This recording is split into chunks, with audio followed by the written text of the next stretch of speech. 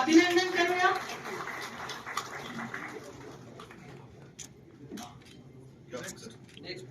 अर्चनाताई यादव, जोरदार टाळ्या वाजवूया.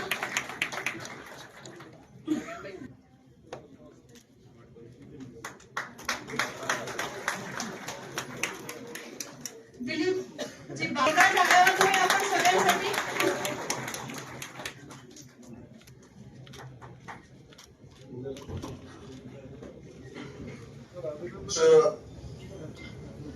हा जिल्ह्यातला सगळ्यात मोठा पक्ष. हा संकल्प आपण जो केलेला होता तो संकल्प आपण पूर्ण केला असला तरी जिल्हा परिषद पंचायत समितीच्या निवडणुकीमध्ये आपली ताकद आपली शक्ती जेवढी आहे तेवढा निकाल आपल्या सगळ्यांना बघता आला नाही. तेवढा निकाल आपण तेवढ्या जागा आपण मिळवून शकलो नाही. हे जरी वास्तव असलं तरी सुद्धा मिळालेलं यश हे पण सर्वोत्तम आहे. कारण आपण या जिल्ह्यातला सगळ्यात मोठा पक्ष म्हणून आपण पुढे आलो. भारतीय जनता पक्षाचा पाठिंबाचा इतिहास आपल्या सगळ्यांना माहिती आहे. त्या विषयावर मी जाणार नाही कारण त्यानंतर खूप बदल झालेला. आज भारतीय जनता पक्षाच्या माध्यमातून या जिल्ह्याचे आपले प्रभारी ज्यांच्या नेतृत्वाखाली ही निवडणूक आपण लढवली तर सन्माननीय शिवेंद्र बाबा त्यांच्यासाठी आपण सगळ्यांनी जोरदार टाळ्या वाजवल्या पाहिजे.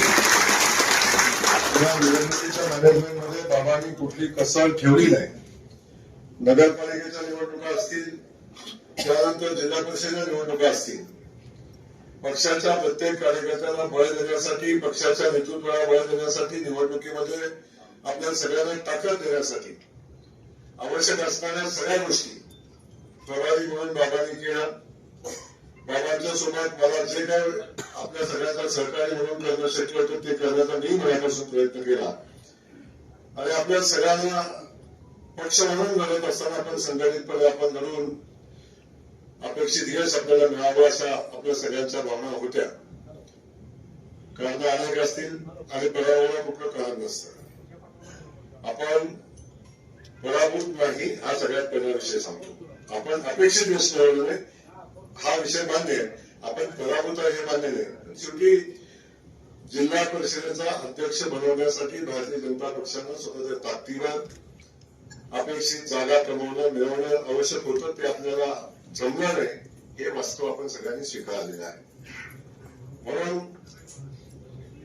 आपण या सगळ्या प्रक्रियेमध्ये जिल्हा परिषदेमध्ये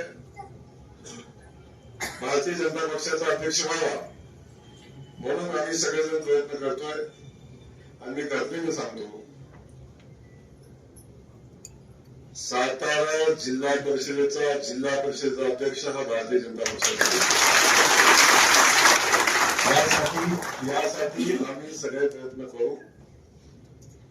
नेतृत्व म्हणून नेतृत्व प्रयत्न करेल. त्यामुळे कुणी असं समजायचं अजिबात कारण नाही की जागा आमच्या कमी आल्या म्हणून आमचा अध्यक्ष होणार नाही तर आम्हाला अपेक्षित यश नाही मिळालं म्हणून आम्ही प्रयत्न सोडणार असंही होणार नाही. तेव्हा जिल्हा परिषदेमध्ये भारतीय जनता पक्षाचा अध्यक्ष बसण्यासाठी आम्ही सगळे मिळून सामुदायिक प्रयत्न करू हे या निमित्तानं आपल्याला मी आश्वस्त करेन.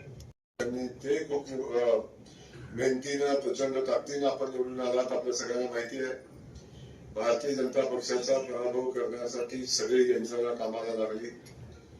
जिल्ह्यातले सगळे पक्ष एकत्र आले. सगळ्या नैसर्गिक अनैसर्गिक सगळ्या युत्या आघाड्या झाल्या आणि भारतीय जनता पक्ष हा एकूण आमचा शत्रू आहे अशा पद्धतीची भूमिका घेऊन भारतीय जनता पक्षाला पराभूत करण्यासाठी सगळे प्रयत्न झाले हे आपल्या सगळ्यांना ज्ञात आहे. या निवडणुकीच्या दरम्यान काही घटना घडल्या.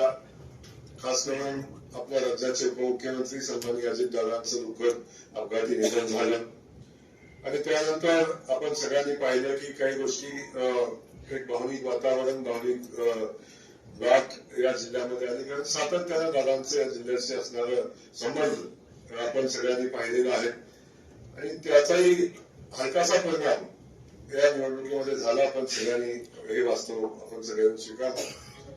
परंतु तरी सुद्धा मिळालेल्या यशाची किंमत कमी होत नाही.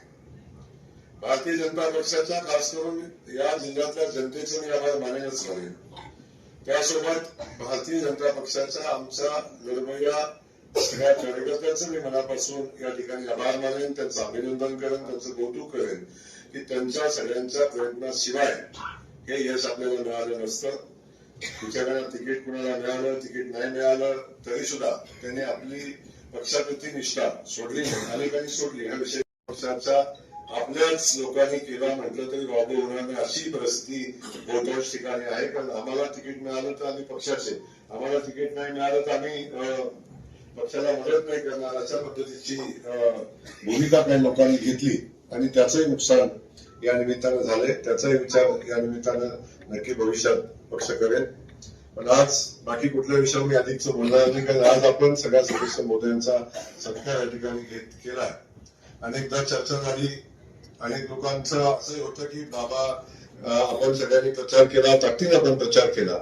कधी कधी शेवटी दादा कसं होतं की आपण निवडणूक कोणाच्या विरोधात लढतोय, त्या विरोधात निवडणूक लढत असताना आपल्याला आपलं करायला लागतं. आपल्याला भूमिका मांडण्यासाठी म्हणजे ज्याच्या विरोधात लढायचं त्याचं सगळ्यात जाऊन कौतुक करायचं का, हाही विषय महत्वाचा आहे. अनेक लोकांचं असं मत होतं की अनेक लोक आता निवडणुकीनंतर विश्लेषण करतात की आपण यांच्याबद्दल असं बोललो, त्यांच्याबद्दल तसं बोललो. पण एक लक्षात घ्या, शेवटी युद्ध एकदा चालू झालं की शत्रू कोण हा विषय येत नाही. शत्रू आहे आणि त्याच्यासोबत लढायचे आहे. पण निवडणूक संपली आता शेवटी आपण माहितीचे घटक आहोत, हा सगळा विषय आहे. म्हणून अनेक लोकांचं म्हणणं आहे की आम्हाला निवडणुकीत असं भेटतात, कोण कोणाला सगळ्यांना कोण काही म्हटलेलं आहे.